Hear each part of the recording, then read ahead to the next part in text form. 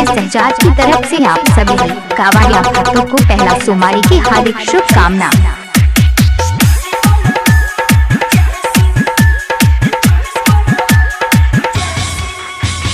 Shahzad DJ Nevra Bazar, Shahzad DJ Nevra Bazar, Shahzad DJ Nevra Bazar, Tayyab tent house, Tayyab tent house, Tayyab tent house.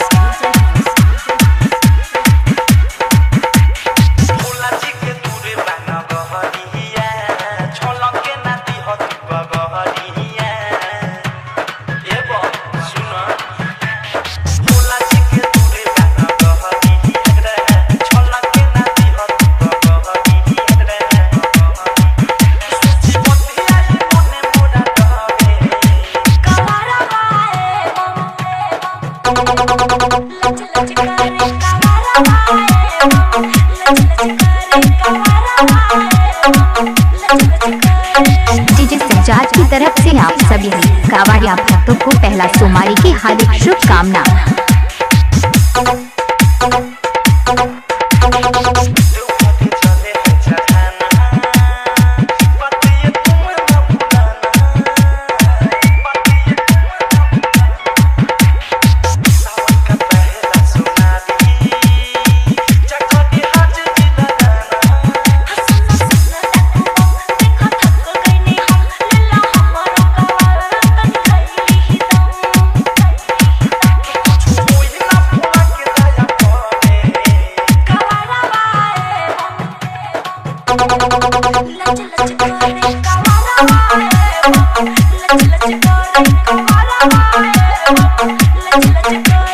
Shahzad DJ Nevra Bazar, Shahzad DJ Nevra Bazar, Shahzad DJ Nevra Bazar, Tayyab tent house, Tayyab tent house, Tayyab tent house.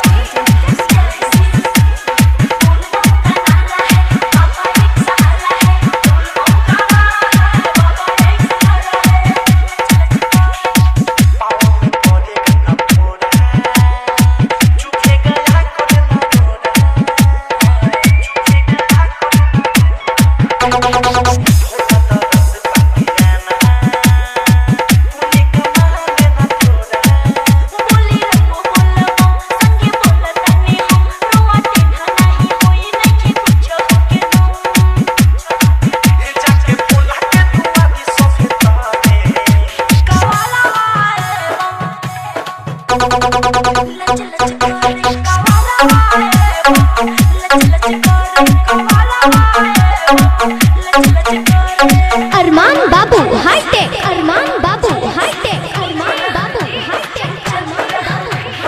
Shahzad DJ Nevra Bazar, Shahzad DJ Nevra Bazar, Shahzad DJ Nevra Bazar, Shahzad DJ Nevra Bazar, Tayyab tent house, Tayyab tent house, Tayyab tent house.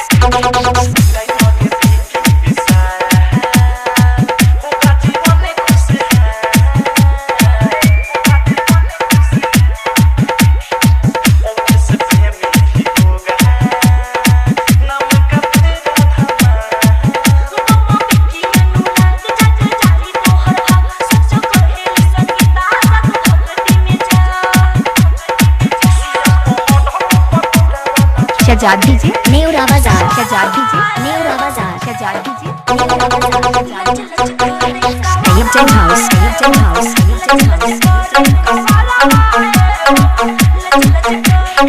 91 99 97 03 44।